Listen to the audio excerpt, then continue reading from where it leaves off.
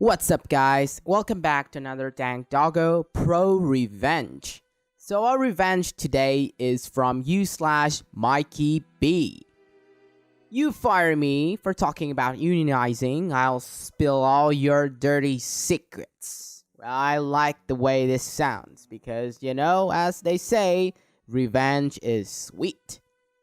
Also, I've never, personally worked in a union before, so I'm not particularly sure how the insides work. Nonetheless, it seems that the owner of the post is someone who knew a lot of secrets. And I can see that if you anger or play the fall someone who got so much dirt about you, things will get ugly very quickly. Alright guys, let's see what the revenge is about. This is a bit of a long one, please bear with me to the end. I used to work for a plasma collection center back from 2008 to 2010. Even though I was a certified phlebotomist, I was placed up in reception and I slowly worked my way up to senior receptionist and trainer.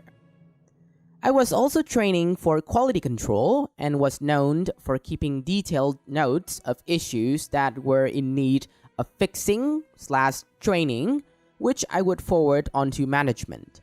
Some of the things I'd keep track of were violations of FDA and GHA, German Health Authority, since we were run by a German/Swiss company, as well as OSHA issues. Because I wasn't seeing anything being done, I eventually stopped reporting the issues to avoid being labeled a troublemaker, and just kept time/date, and if I could got pictures with date stamps just to cover my own butt in case something bad went down. Fast forward to June of 2010, and I was talking with one of my coworkers about the proposed cuts to the benefits and the high turnover rates at our center. They were complaining to me about being afraid to call in sick because others had been fired for it.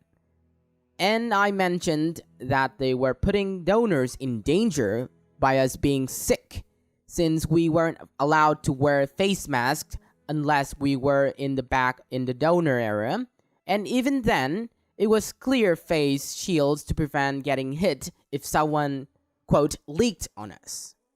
Without thinking about it, I talked about how unions protected against this sort of things in other medical fields, and how that might be something we should consider to help protect us. The coworker got weirdly quiet, but I figured it was because I was talking about a subject most people don't like talking about. Nothing really happened until about August when another coworker grabbed my ponytail while I was working with a donor and yanked down on it, jerking my head back. I'd inform everyone I worked with to never touch my hair because it was a trauma trigger for me from being abused. And so this coworker knew I would wind up in panic mode from this. She'd seen it happen before when a donor touched my hair. So this was deliberate. I remember telling her not to do that again or I would make her got away.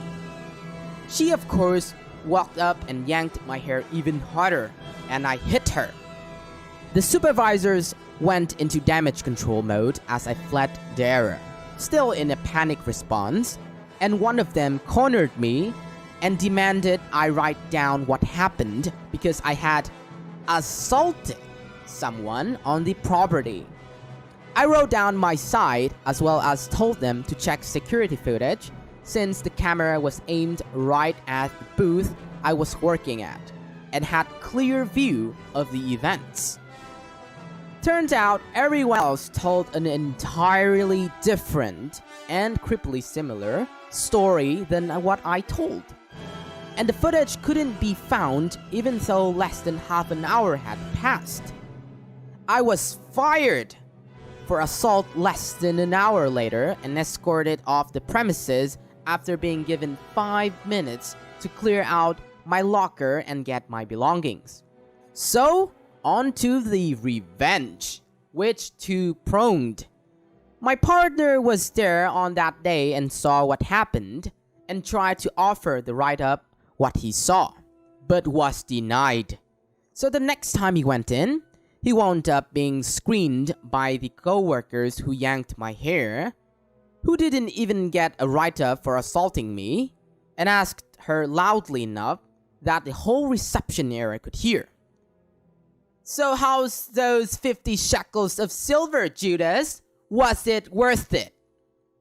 Which left her in tears, and another person had to finish screening him. He wound up being banned for 6 months for his attitude, but he claims it was more than worth it. While this was going on, I had been reaching out to various organizations and departments that oversaw plasma donations and collection. The FDA, the OSHA, CDC, GHA, and the like. I informed them the fact that we always cleaned prior to an inspection, but we didn't keep things that clean day to day, and suggested a surprise inspection should be in order. I also handed over copies of everything I would collected and tried to report, but always got shut down. I learned a few months later that all the management and several other techs and supervisors were suddenly reassigned, and the FDA, GHA, OSHA had slammed fines on the centers for violation dating back almost the whole time I worked there. TLDR, don't duck with the person who keeps meticulous notes and has nothing left to lose. Alright guys, so serve you right, Judas. They got what they deserved, and the co-workers of the owner of the post were all in it together. Especially how the camera footage suddenly disappeared for no reason. They were being such a-hole, to be honest. No excuse. And exploiting someone's trauma to make them panic? That is disgusting. She could have been left, traumatized or even suffer, psychological pain. And firing someone and only let them have 5 minutes to pack up, really? That is, unacceptable. And as far as I understand, the 50 shekels of gold things, or silver, mean that they got paid to betray and attack OP. So lesson learned, keep a good record of the work you do and about your organization or company if possible. Someday it might be useful. It's like, mistreating the company's accountant who got all the books in check and can easily spill all the secrets away. Anyway, congratulations to OP, you are the MVP. And also, great, shout out to the employee who got banned for 6 months. He did the right thing. Alright, now for the comments.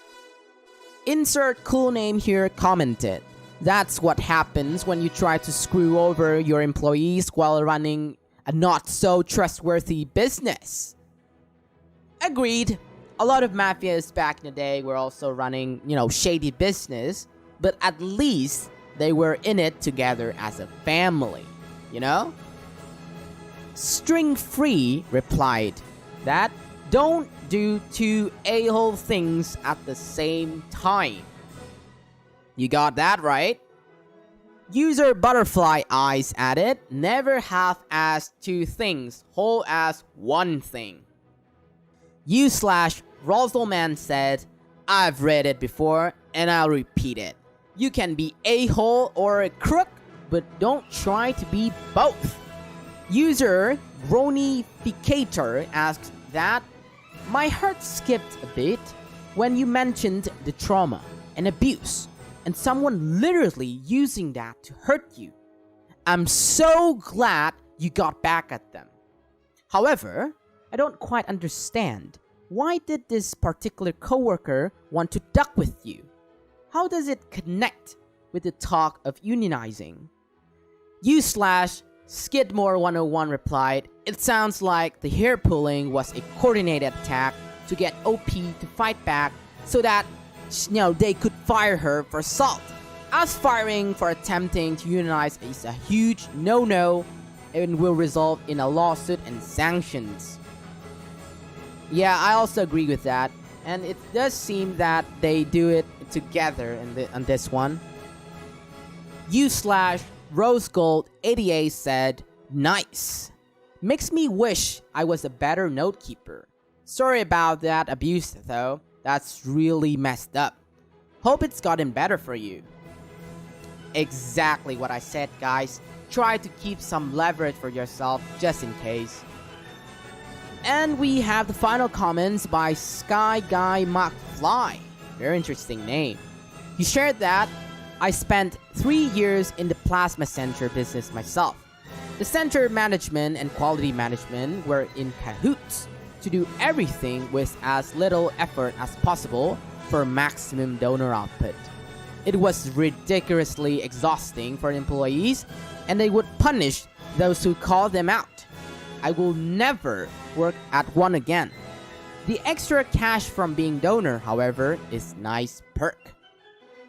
So it seems that, the plasma business and industry is somewhat quite shady. Well, not for all, but some of them. And so, okay, that will be all for today. Hope you guys enjoyed it. Do you think they got what they deserved? Leave what you think in the comment section below. And don't forget to leave a thumbs up, subscribe, or share basically any cool ideas you might have. Also, please check out other Dank Doggo videos. We have plenty more to watch. See you guys next time. Have a great day.